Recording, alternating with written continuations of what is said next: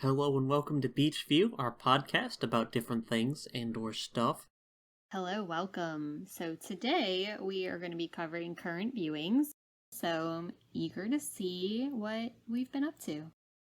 And I might surprise you this time with mine not being a book. Oh, well, sometimes you do movies based on books, so. It's true. Very true. Yeah, but mine is unsurprisingly video games. Yeah. That's what they usually my current viewings. Yeah. Well, let's get into it. What have you been doing? Yeah, so, you might remember last year I did a current viewings on Terraria, which is a game. It's a 2D side-scroller, like, RPG sandbox crafting game. I remember that weird character, the Wall of Flesh, maybe? Yes. Yeah. That I now have a mug of. Yes. You're welcome. But yeah, so for whatever reason this year, earlier, like this is like 2 months ago now, I was like, I want to play more Terraria for some reason. So I did that. It's really good as a like podcast game. Just have a podcast on in the background while you're playing it. Oh, okay. Yeah, that was taking up my podcast time. And I was like, I finished playing Terraria again, and I was like, I want to play more Terraria, but I've basically done everything I want to do with Terraria. Okay. And I want a podcast game. So I was like, well, let me go on the internet and look up games like Terraria. Oh, okay. So, yeah, I did that. I was doing that, looking up some stuff. There's actually quite a few of these. And they come in like two forms, which is like well, the whole survival genre is pretty big, especially this like sort of survival RPG-ish thing, which I'm not like really interested in. So I'm interested in specifically the 2D ones like Terraria, which is 2D side scroller, and then there's a few that are like top down, but basically just Terraria. Like they're still, I guess, I don't know. I guess you'd call it 2D. Like all the assets are 2D. Okay. Or some of them might.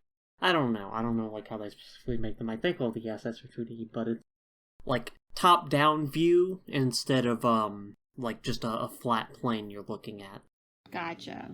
And yeah, so the game I got is a newer game. It's called Tinkerlands, and it is almost like very very close to Terraria mechanically, except it is top-down instead of a 2D side scroller. Okay. Can you? I know you've probably said this before, and I just don't recall. But what does side scroller mean? You move to the side of the screen and it scrolls it. Oh, okay, gotcha. So you're like in Mario. Clear. Mario's a side scroller. Got you. So okay. When you get to the edge of the screen, it moves to the like the more part of the screen. So it's exactly what it sounds like. Yep. Just noting that obviously I am not a video game player and don't know all the terminology, but that makes a lot of sense. Okay, thank you for that. Yeah, I don't know that term actually gets used much anymore, but like for the perspective that Terraria occupies, I think it makes sense. Gotcha. It uses that because, like, it honestly doesn't change all that much. Well, it kind of does. Like, it's hard for me to like say because that is like a different movement paradigm, a different like camera. It changes like quite a bit, but the gameplay is actually quite similar. Okay. The main thing is that there's just like less stuff you're able to put on the screen at a time because of the fact that it's like there's no depth to the top-down view. Okay. I mean, I guess you could have that, it'd just be really awkward. And also another thing is that like there's a lot of stuff that gets in your way when you're like trying to attack things. Like all the trees and rocks and like little bits of like the stuff around. And if you're like trying to move to like maneuver away from enemies or like you're trying to hit them with like a bow and arrow, like your arrow gets stuck by like hits a tree and doesn't hit the enemy. Oh. Which is kind of annoying. Foils your plan. Yeah, I could see that. Yeah, and there's also like a few changes that it does differently than Terraria that I think like Terraria has the right idea of. I mean, there's a few things that I think this like learned well from Terraria, and it's like I don't know, it's fine. Like I had a decent time with it. Enough like Terraria that I like, it was what I was looking for, and enough not like Terraria that it wasn't like, I'm gonna play Terraria for the however many time. It's like new enough. Yeah.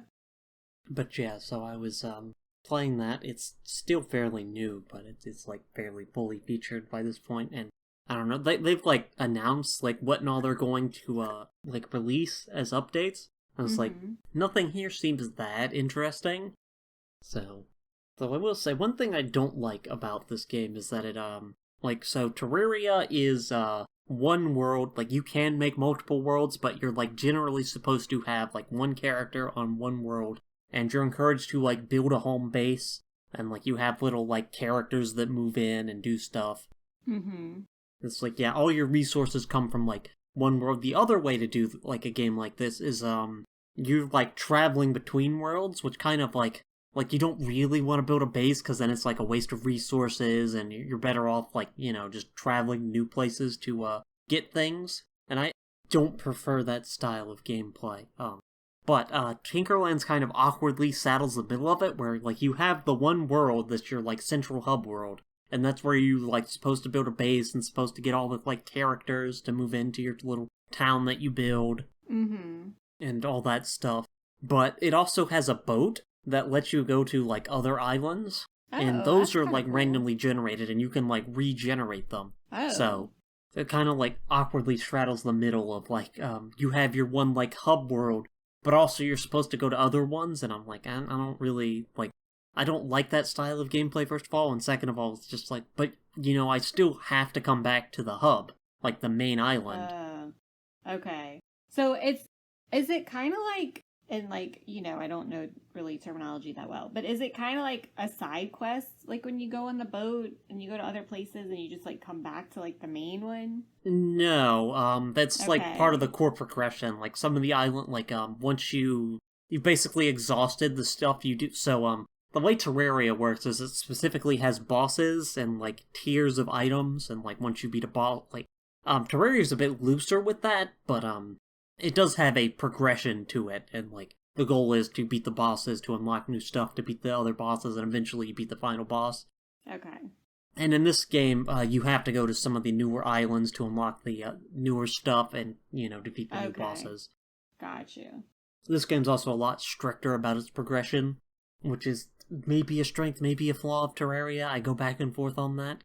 Because on the one hand, it does make it kind of interesting, and it allows you to have little, like, gradations of, like, side grades, basically, that are all in technically the same tier. But it also means you can just, like, skip everything, sometimes accidentally.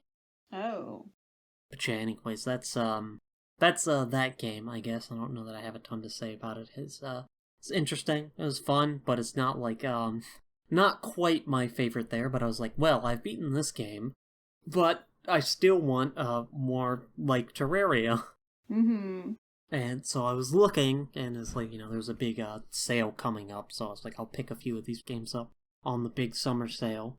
Cool. Jazz is like, a lot of them either weren't interesting to me, like they looked kind of bad, or just for various reasons I didn't really like them, but I did end up getting two. One of which I don't remember the name of, because I played it for like 20 minutes, and I was like, I don't like this, I'm refunding this. No. Oh, that's terrible. So, yeah, that one happened. I don't remember what the name of that one was even. So, yeah, so I was like looking at the side scroller ones in particular, because I was like, well, I finished one of these top down ones. And, yeah, also there's less of these top down ones, and like I don't really like the ones I was looking at. No. Like one of them has mechanics I really don't like, so I was like, I am never playing that one. Even though it seems to be like the next most popular one of these. Yeah. And one of them, which I did buy but haven't played yet, because it's supposed to get an update that like really like adds a bunch of new stuff, and I was like, well, I'll just wait for the new update that comes out in a few months, rather than like trying to play it now and then like going back to it later. Right. Makes sense. Yeah, but I did buy it. And also another game called Crea, it's C-R-E-A, like create, I guess, but I don't know how you're supposed to pronounce that. Oh. Yeah, this one is like, what if Terraria was really janky? Oh. Which I couldn't tell by, like, looking at it, but, like, playing it is just like, Okay, so there's this thing in games where sometimes like older like versions of a genre will be sort of rougher around the edges, less polished.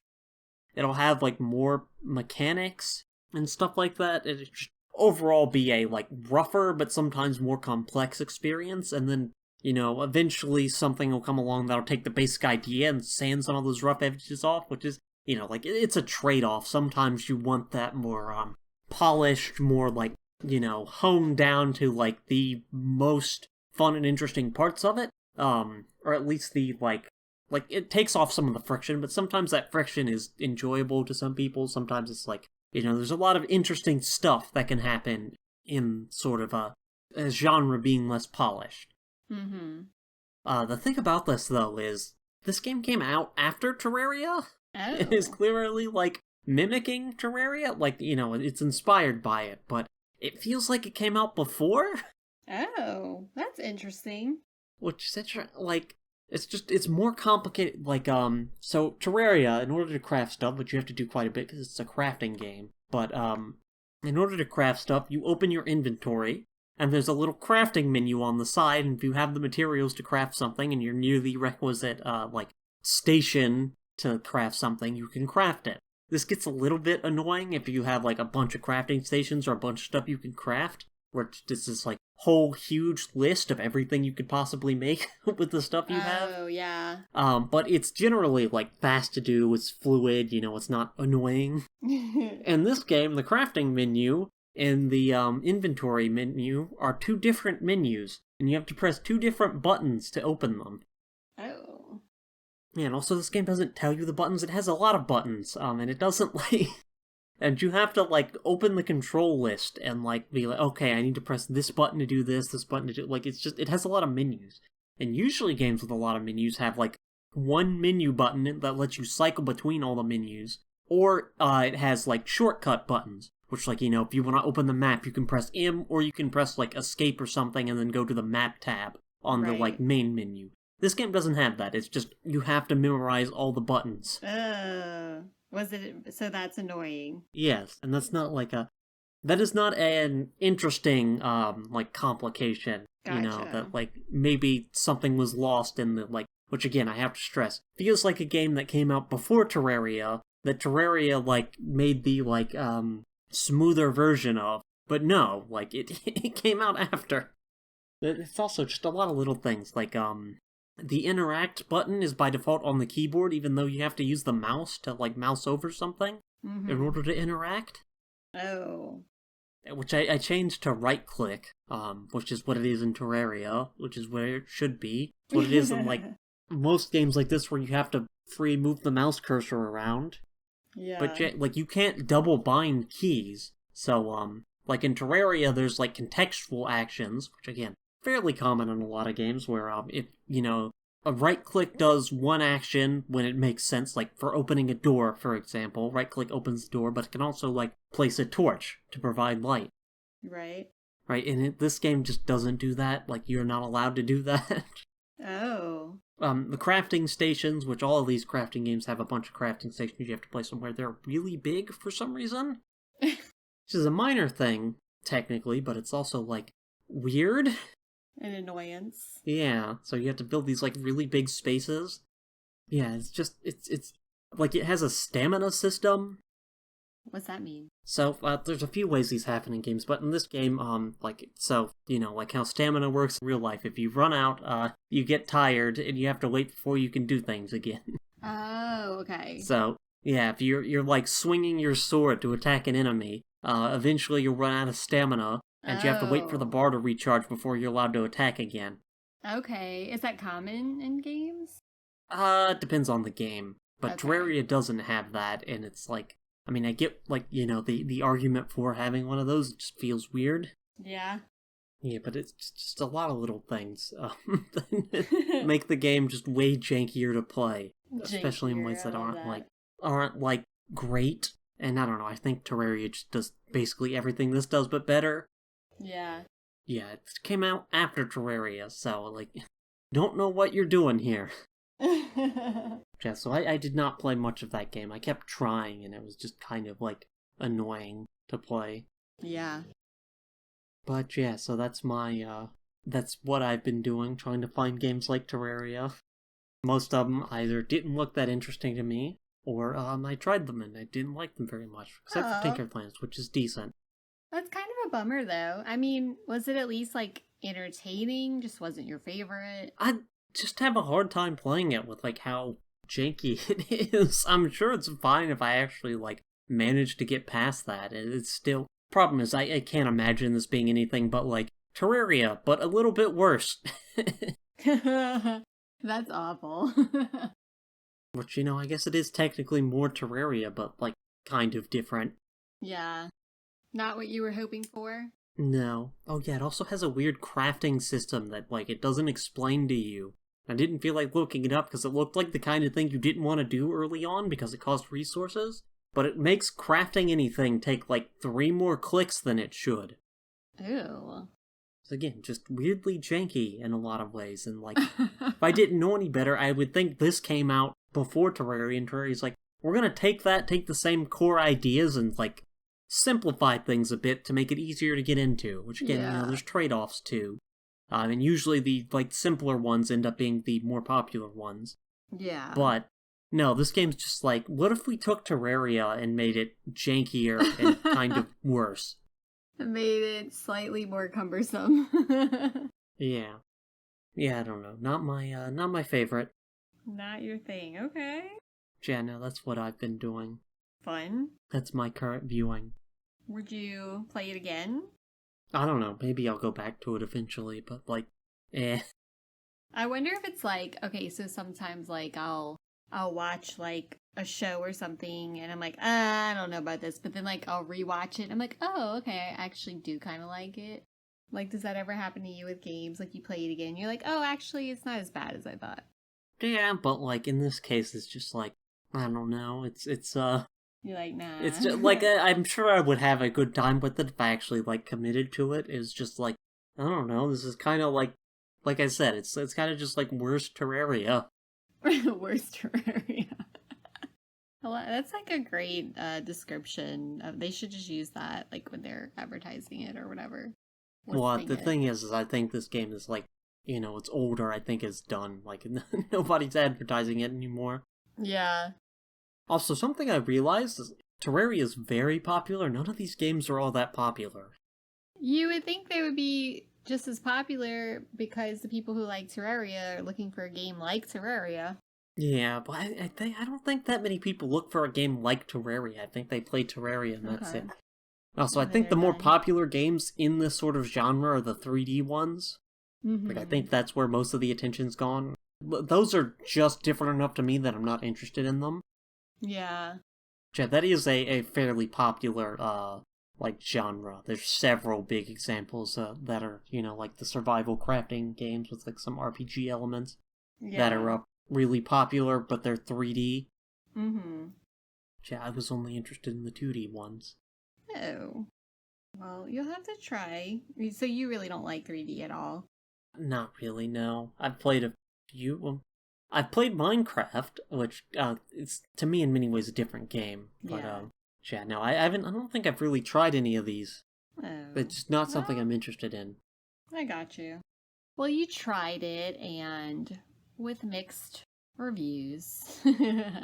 Yeah. But yeah, so I'll see how I like called like Necessary. I don't know how you pronounce that. It's like necessary, but without the ending, basically. Okay. But yeah, that's the one I bought and haven't played yet. We'll see how that is when it gets that big update. I gotcha. Okay. Well, that's exciting. Yep. All right. Well, are you ready for me to get into mine? Yeah, what have you been currently viewing? Okay, so I am gonna do a TV series, a season. So I have been watching Ginny and Georgia. Have I talked about this before, or have you heard of it? No. Okay. So it's a series I started watching probably a couple years ago. It had already been out, and I hadn't watched it. And then so anyway, season 3 just came out. So I'm trying to keep the recap because like a lot happened. I'm trying to keep it like, overview, but I may be rambling a little bit, so be prepared. So Ginny and Georgia is basically, Ginny is the daughter of the mom, Georgia. So Georgia is like a state and southern, a country. yes, and a person. Is this like southern woman, blonde woman. She has had like kind of a troubled life, you would say, but she has 2 kids, Ginny and Austin. Ginny is short for Virginia. Are they all named after states? Well, no, Austin's a city. City, yeah. But she's basically like single mom. She has these kids, and she kind of, her MO is that like she moves around a lot. Like she kind of is a morally gray character, you would say. And when things start going south, like she picks up and moves the family someplace else. So anyway, it kind of follows like, her past and how it affects like her kids and, all the stuff. But it's also like, it's a drama, but there's some like, kind of funny parts and stuff. But anyway, season 3, they're in this like northeastern town, and it's kind of like this picturesque kind of small northeastern town that they have settled in, and they're trying to make like a life there. And like Georgia basically has to stop her impulse to like just pick up and move everything. So anyway, season 3 opens basically at the end of last season. Like Georgia's marrying the mayor, and they live in this big house and stuff. Anyway, so they're at the end of season 2, they're at the wedding, they're getting married, which was kind of a surprise because Georgia had told her fiance like all the bad stuff that had been happening, all the like kind of criminal stuff she's been involved in, and he still wanted to marry her. So they're at the wedding, they're at the reception, she gets arrested. So season 3 opens with that scene, like she's arrested for the murder of, basically, I forget the guy's name, Tom Fuller.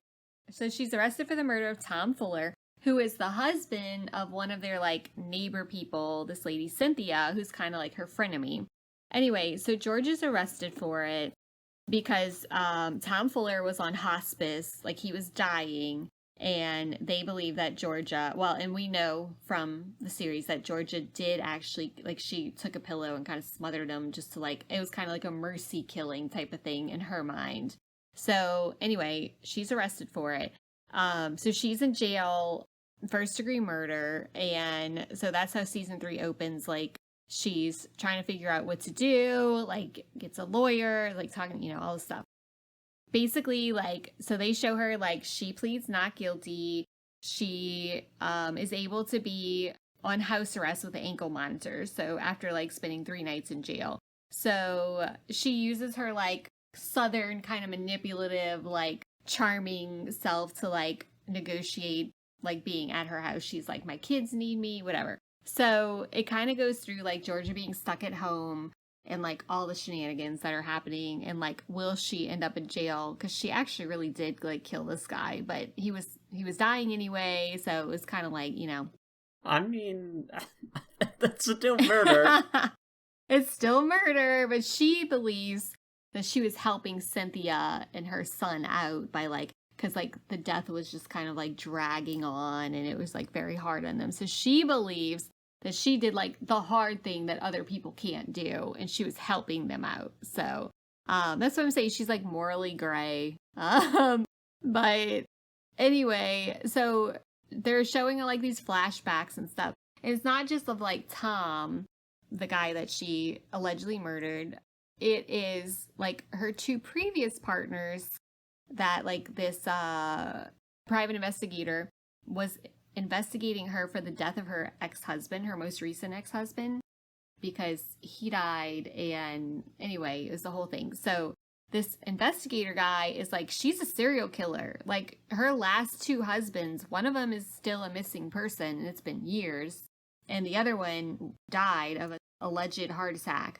Mysterious circumstances. Yes, exactly. And so we know from the show that Georgia did actually kill those 2 guys. The first one was an accident, and the second one, she was doing it to protect Ginny because he was like giving predatory vibes to Jenny, the daughter. So, anyways, so she believes she's justified in these, okay? So she's basically trying to outrun the law. Anyways, so George is on house arrest.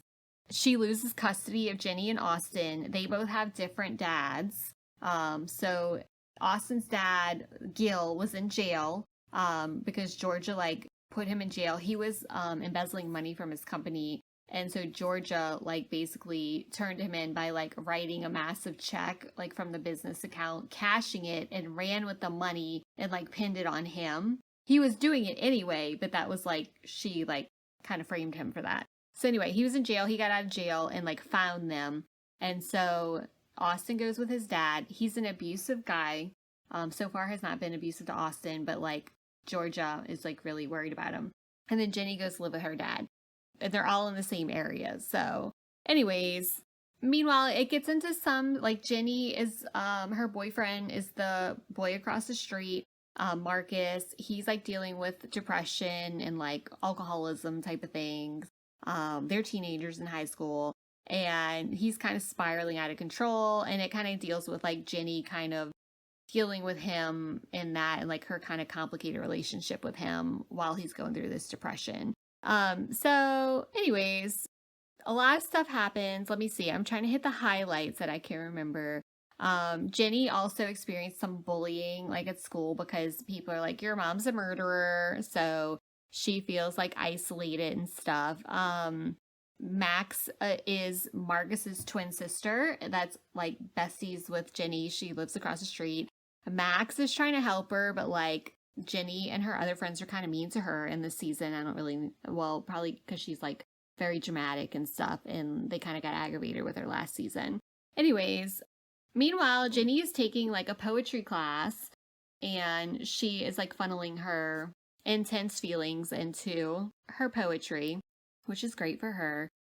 But she becomes involved with this boy in poetry class. This is important because, like, she's trying to move on from Marcus, but she's kind of wilding out with this boy from poetry class, okay? And she ends up, like, getting pregnant and is like, oh my God, I'm repeating my mom's cycle again, okay? Anyways, Georgia, like, her public image is, like, becomes a national thing. Like, everybody around the nation is, like, knows her as the, what do they call her? The mayoress murderess. Okay, because she's the mayor's wife and whatever. That's too cute, I think. I don't buy it. Yeah, it's goofy. Yeah, I mean, they even, like, talk about how goofy it is in the show, but anyway, so they start having a trial, which is extremely fast, in my opinion. Movie magic, you know. Movie magic. They have the trial. If you were doing a realistic trial, it might take several seasons to fully resolve, like, that, you know. So it's kind of funny. So the private investigators, like, testimony is like, she's a serial killer, you know, linking Georgia to these other deaths. And so they're basically, like, showing, like, she's a killer. So her husband, Paul, the mayor, he, like, at first is like, I'm standing behind you all the way. Like, he's in court with her, all this stuff. Well, he starts to, like, have Nick, his political advisor, like, in his ear. And Nick is like, let me tell you what the private investigator has been saying. Because the private investigator was pretending to be Nick's boyfriend, okay? So Nick is like, let me tell you what he told me. And so he starts saying, like, you know, Georgia was involved in, like, a biker gang. There's the mysterious death of her ex-husband, the first ex-husband. It was a missing person. Like, so Paul is starting to feel like he was a target. Like, yeah, that well, he's going to be next. Yeah. That multiple of your she's like a Black husbands end Widow. up dead. Feel like Yes. You might want to ask some questions. He's getting kind of scared. Paul is also, we've seen in the previous seasons, he is from, like, a uppity, like, pretentious family who has a lot of money. Ooh. And he's all about image. She's gonna kill him for the money.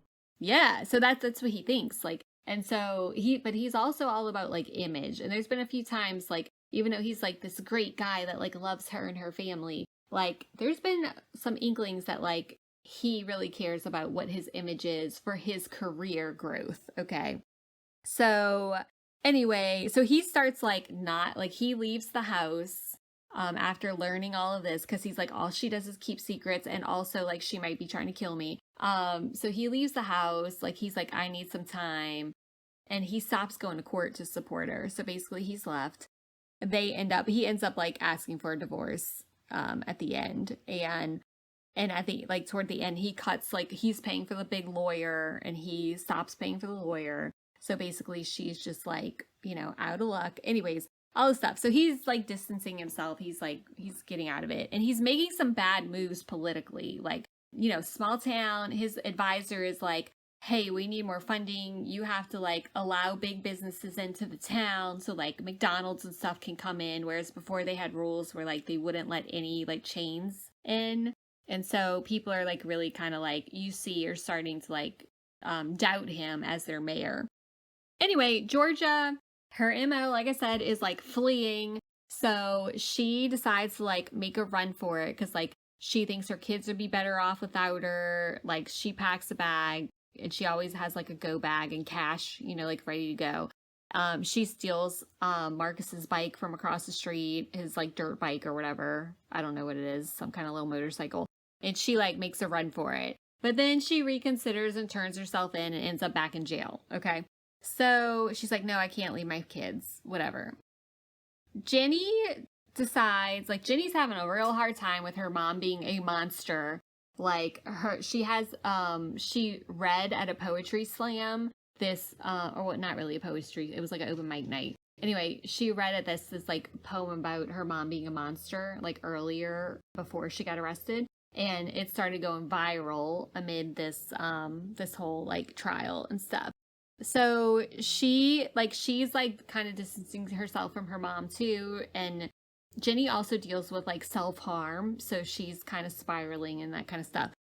Anyways, toward the end, Jenny decides like, no, like we need to stick together. Like I need to do whatever I can for my mom. So like when Paul cuts the funding for the lawyer, Jenny convinces her dad's new girlfriend to Simone is a defense attorney, so she convinces her to like take her mom's case even though Simone thinks she's not going to win. She's like, okay, let me help out with this, like I can't tell Jenny no. So Jenny like concocts this whole plan. Okay, so she's like Austin, the younger child, she's like Austin actually saw her mom murder Tom Fuller, like saw her, he was playing hide and seek in the house, Cynthia's house with Cynthia's son, and he saw the mom like suffocate Tom Fuller. So he knows, but he would like never say anything. So Jenny decides to get Austin like Austin, we have to deliver another killer so that they take the blame off of mom. Like we don't want mom to go to jail. And so she's like, Austin, what if you saw it, but you saw somebody else doing it? Like, so she's like manipulating basically Austin, like, hey, frame this other person for murder, young child. Yes. Yeah, exactly. And so they concoct this plan because Gil, okay, Austin's dad, is a bad dude. He was in jail already for embezzlement and he is abusive. And they have like a whole scene where he like basically is like, doing a DV against Georgia, and Austin actually finds the gun and like shoots him in the arm to make him stop. So they know that Gil is a bad guy. And then Gil like manhandles Jenny at one point, like at the school she was going to pick up Austin, and he like grabs her, and like, so it shows like he could be abusive to Jenny as well, not just Georgia. And so they're like, he's a bad dude anyway. Like he's gonna eventually abuse Austin. Like we need to stop this. Austin cannot be with him. Okay. So she basically convinces Austin to say it was Gil who murdered him. So Austin takes the stand, very dramatic in a trial. And he says, yes, I saw who did it. And it was Gil. And that was like the big twist at the end.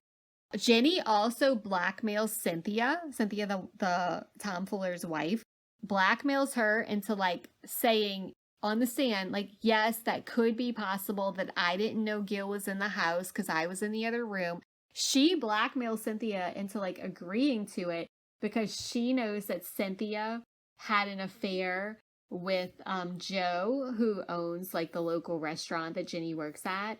while Tom was dying, like Cynthia like had an affair with Joe, and Jenny's like, oh, that would be motive, wouldn't it? If people knew that you had an affair with Joe, that it could be motive for Joe or you to kill your husband. She doesn't say this in so many words, but that's the implication. And she's like, and we have cameras at the restaurant, and I have evidence that you were having an affair with Joe. So unless you want me to do, and again, she's implying all of this, not saying it outright, but she's basically like, unless you want me to show this footage and pin it on you and Joe, you need to agree to this. Because Cynthia knows that Gil is also a bad dude, okay? So anyway, so Cynthia agrees on the stand. George is acquitted. So, like, that's, you know, great and wonderful and all that kind of stuff. And then Cynthia finds out, like, Cynthia confronts Joe at the restaurant and is like, you filmed me without my knowledge? And he was like, we don't have cameras here. So Cynthia, like, realizes that Jenny basically bamboozled her. Okay. Anyways, Gil gets arrested, I think. I'm not sure. But anyway, the finger's pointing at Gil. George is acquitted. She gets to go home and is free. And Austin, you see, is dealing with this, like, conflicted, because he betrayed his dad. He lied on the stand, you know, so Austin's a little kid. I don't know, he's got to be like 10 or, no, probably, I don't even know. He looks like a grown adult because he actually grew in real life, but yeah. he's supposed to be like, he's supposed to be like 8 years old, but he obviously has gone through puberty since the last season.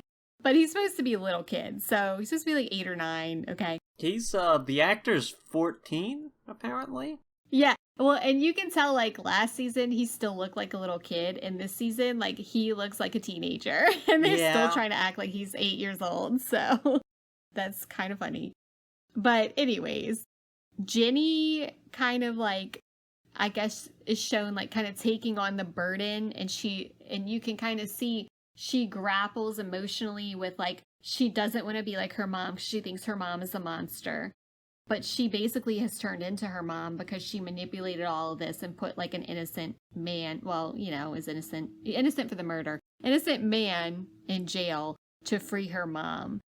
So you kind of see she's got this dark side as well as Georgia. So she's kind of becoming what she doesn't want to become. Marcus goes to rehab because his parents finally reconcile with, like, oh, he has an alcohol problem and he's depressed. Like, we need to get him help. His twin sister has been, like, fighting to get him help, and they finally, like, listened. So, and then we see, like, Max, the twin sister, who's her bestie, which she's, like, my favorite character. She is kind of, like, outcasted a little bit from her friend group, which is kind of sad. So I don't know what's going to happen in the next season. And then Georgia, like, has this subplot with Joe, the restaurant owner, and Joe knows her from her past, like, in passing. The whole reason Georgia came to this town is because Joe lives there. She encountered him when she was younger, and she was, like, just found out she was pregnant, so it was, like, kind of a vulnerable time, and he was very nice to her.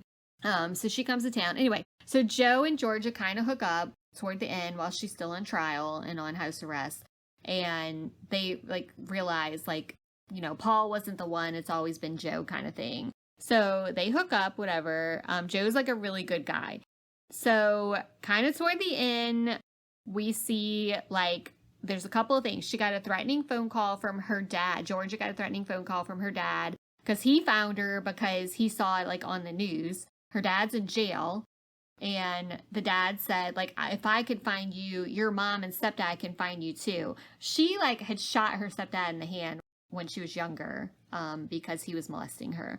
Anyways, so they have it out for her. And so he's like, they're going to find you. And at the end, we see, like, her mom and stepdad. They're, like, these podunk, like, country folk, like, pulling up in, like, a beat up truck outside of her house. So they're, like, surveilling her. Okay. So we know something's going to happen in the next season with them. And then at the very end, Jenny realizes that her mom, she's, like, drinking milk, like, out of a bottle, like, from the fridge. And her mom had previously told her in this season, like, oh, when I was pregnant, all I wanted to do was drink milk. And so Jenny's like, Mom, are you pregnant? And so, like, we see that, like, George is pregnant at the end. But it's very unclear. Is it Paul's baby or is it Joe's baby?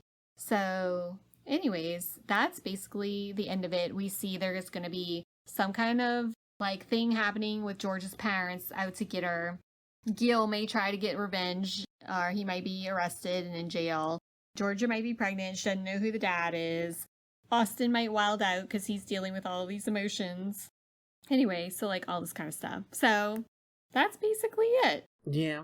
Very soap opera. It is, and I really enjoyed it. I actually watched it twice this season. Also, I know we've talked about this before, but looking at the list of episodes, it takes them 2 years between seasons, and it's only 10 episodes per season.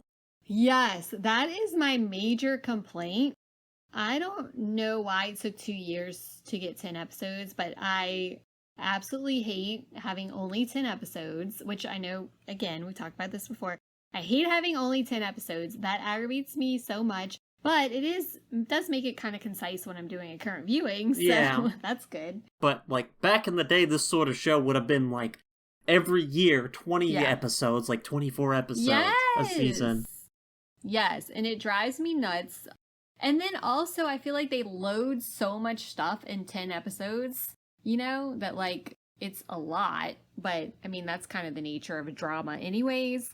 But, and I really liked it. I mean, it's, you know, definitely keeps you engaged.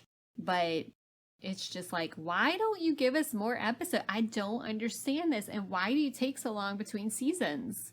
Yeah, this is a Netflix original, it looks like. So, yeah. It's just, that's how TV production works now for some reason. Yeah, but like 2 years? Like, come on, man. Yeah, so this came out first in 2021. This new season just came out, and they have a total of 30 episodes. Yes! Over 4 years. Yeah, back in the day, you would have gotten that in a year and a half, or like a year and a quarter even. Yes! Exactly. Like, I love when I watch old series, and I know I've said this before, and they have like 24 episodes, like for one season. I just absolutely love that. Well, and it's also, they were able to, like, release these on a year, like, you know, you still run into the problem with the child actor where they, you know, the TV show doesn't necessarily take place over the same time the real life thing does, and eventually they get older than they're supposed to be, but, it wouldn't be this bad if it wasn't, like, every 2 years. Exactly. Like, my friend and I were, like, laughing about Austin's character, because they're still trying to act like he's sitting in this little desk, like, basically playing with colors, and he looks like a teenager, you know? Yeah. And he's supposed to be, like, a young kid. Like, it's just very funny. Yeah. I mean, he did a good job, don't get me wrong, but it just is like, you can tell in real life he grew a lot. Yep.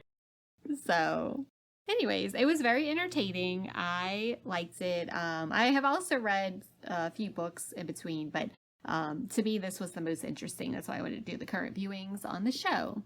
Yep. And the moral of the story is we don't know how to make television anymore in this country. Yeah, that is definitely the moral, and I demand answers and action, so... You know, at least, like, you know, even if it's just 10 episodes, I think it'd be fine if they could release, like, a season a year, like they used to. Yes! It just drives me insane, because, like, after I watched season 3, I went back and watched season 2 again because I forgot, like, what happened in season 2. Like, you know, my memory's not great when it comes to, like, any type of media. So, or anything in general. And so, I, like, went back and watched season 2, and then I rewatched season 3. Because, like, it made more sense coming from season 2, you know? So, which, in retrospect, I should have just rewatched season 2 first, and then watched season 3, but, you know. Yeah. So, that's it. I think we've brought this point up on every TV show we've watched in the past. Yeah. Mm-hmm. Comes up a lot, though. It is a thing. Well, it's very annoying. So, you know. One of those things that was better back in the day. They don't make them like they used to. It was. I know. I feel like, obviously, like, the budget, like, the production value is better now. Yeah, that's true. Yeah, you can get a lot, you know, even with the same budget, 10 episodes is a lot fewer than 24. Yes. Right. So I appreciate that, but the timing is just terrible. And it gets to the point where, like, I'll rewatch shows, like, over and over, like, on streaming because there's nothing new I want to watch, you know? Because it takes forever for like the series to have a new season. Start watching anime. I have.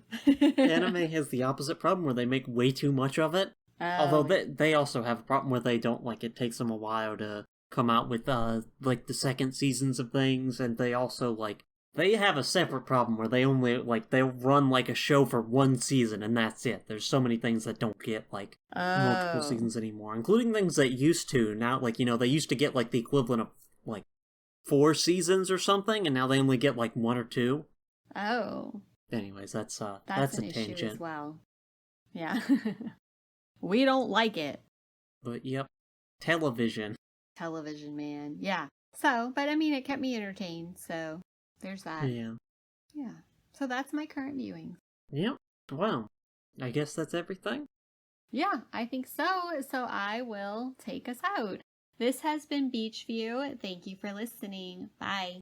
Bye.